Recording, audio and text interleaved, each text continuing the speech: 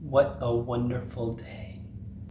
Hello everybody, my name is Jesse and welcome to my channel. Kingdom of the Planet of the Apes was one of my most anticipated movies of 2024 and I finally got the chance to see it, so here are my thoughts on it. Kingdom of the Planet of the Apes was surprising in two ways. The first, by how good it actually was, and the second, when you find out who was the voice of Proximus. Yeah, I never would have put that one together. I loved Kingdom of the Planet of the Apes. I thought it was a fantastic movie and a great addition to this reboot series of Planet of the Apes movies. Right off the bat, I'll just address the biggest thing in this movie. The CGI and the motion capture visuals are probably better than they've ever been before in any of these movies. Everything looks so realistic. It's uncanny, honestly, that none of these are real animals and it's all technology and CGI. It's crazy. And I love the attention to detail that they put into every single character and every ape. Like the fact that they were able to get the hair to move just the right way when the wind was blowing, and each ape had their own distinct look, from their teeth to their mouth to the hair and the way they move. It was all done so professionally, it looked awesome. I really enjoyed Proximus as the new villain in this movie. I thought he was great. He had a lot of great lines and he stole every scene that he was in. He was an absolute steam sealer. He just had such a strong presence and a strong voice. When you hear how his voice sounds in the movie and then you look up who actually voices him, it's not at all who you would expect. I mean, the actor that played him, Kevin Durand is his name. I don't know if I've seen him in anything else, but he doesn't look like the guy that would voice this kind of character with this strong masculine voice and presence. He just absolutely dominated every single scene that he was in, and we get a fair amount of screen time with him, but I honestly thought we could have seen a little bit more of him even, just because he was such a great character, I thought. All of the other characters are really great too. I think Noah is a great lead to kind of take over this franchise.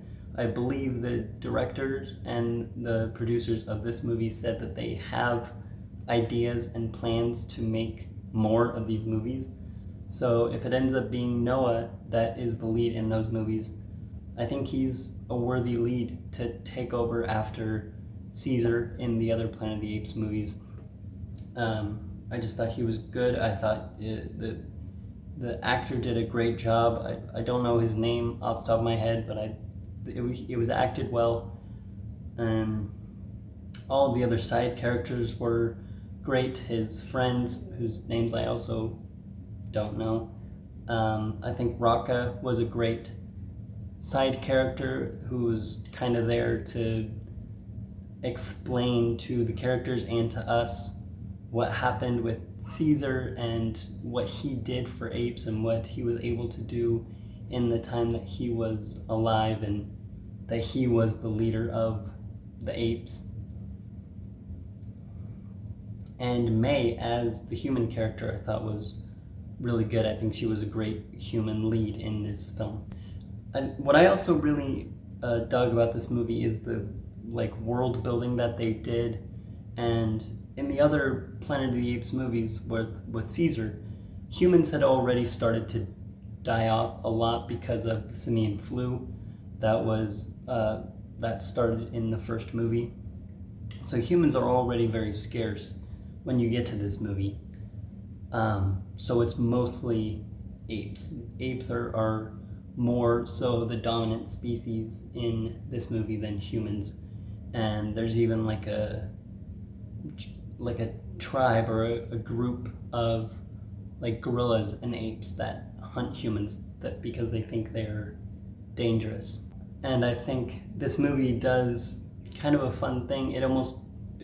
This movie almost reverses what the circumstances were in the first movie. And what I mean by that is, in the first movie, apes weren't supposed to talk. So it was a very big surprise to humans when they found out that Caesar and the other apes, some of the other apes, could talk. So in Rise of the Planet of the Apes, when Caesar spoke, the humans were like, oh. In this movie, when a human speaks, the apes are like, oh.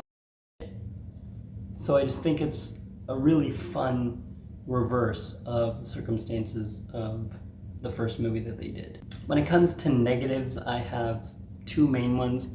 Number one, I just think the first hour of the movie is a little bit slow, and it kind of just, the first hour is just taking its time introducing you to the characters and the world. And I mean, in some aspect, I can appreciate that because these are new characters that we've never seen before. So it is good that we get to know them and get to kind of care about them a little bit. But I think it's a 2.5 hour movie. I think the first hour does kind of drag a little bit.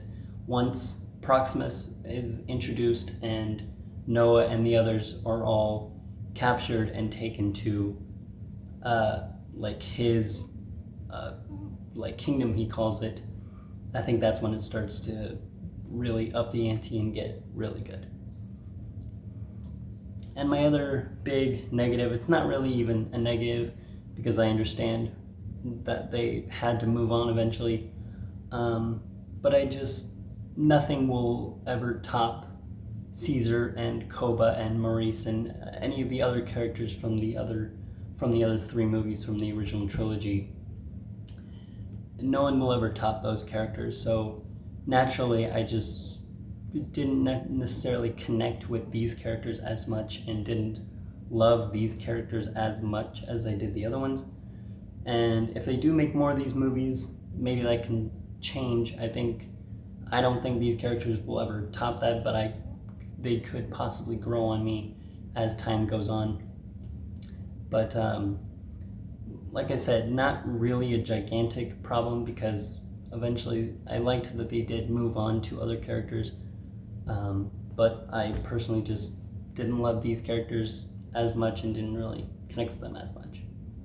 That's pretty much it. Those are my thoughts on Kingdom of the Planet of the Apes. What do you think of this movie? Let me know down in the comments below, or if you haven't seen it, would you?